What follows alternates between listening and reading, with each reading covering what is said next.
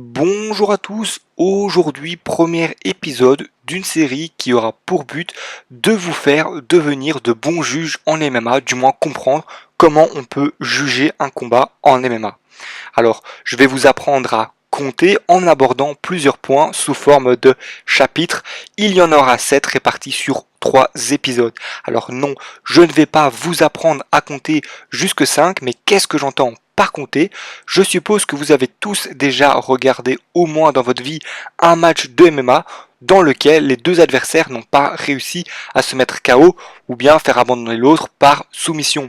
En bref, ne pas parvenir à arrêter le combat avant la fin du match. Dans ce cas-là, l'arbitre demandera au juge de choisir qui est pour eux le vainqueur de ce match.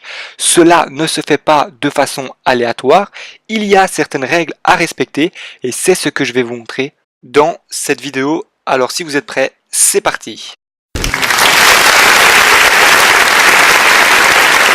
Le combat est évalué par 3 juges qui se trouvent généralement aux abords du ring. Attention, l'arbitre, lui, ne peut pas intervenir dans le jugement. En revanche, en cas de faute répétée, l'arbitre peut demander au juge de retirer un point au combattant qui ne respecte pas les règles. Les juges peuvent se voir infliger 4 types de cotes par round, car oui, un combattant est noté par round. Pour que vous compreniez bien le système de cotation, une brève explication s'impose.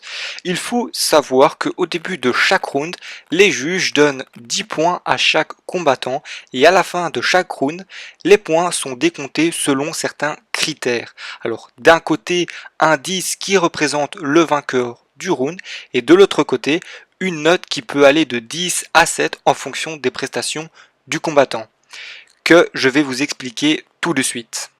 Tout d'abord, un juge attribuera la note de 10 et 10 s'il trouve que aucun des deux combattants n'a dominé le match. Ensuite, si un combattant obtient une note légèrement supérieure en termes de frappe ou bien de lutte ou bien d'un autre critère que vous allez comprendre par la suite, enfin que je vais vous expliquer par la suite, il obtiendra la note de 10 et son adversaire obtiendra un 9. En revanche, si il domine le round, il obtiendra bien évidemment un 10 et son adversaire, le dominé, n'obtiendra que la note de 8. Et dans le dernier cas, si un combattant domine massivement son adversaire, il obtiendra comme toujours un 10, tandis que son adversaire n'obtiendra qu'un 7.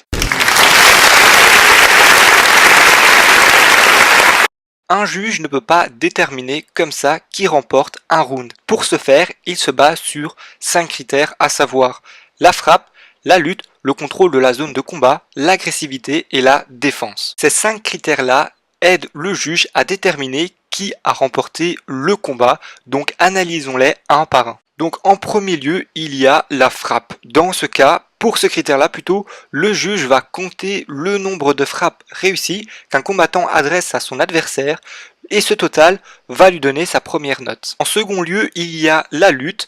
Elle est jugée en fonction de la maîtrise d'un combattant à pouvoir renverser son adversaire ou bien se retirer d'une soumission ou bien encore réussir à se mettre en posture haute, etc., etc.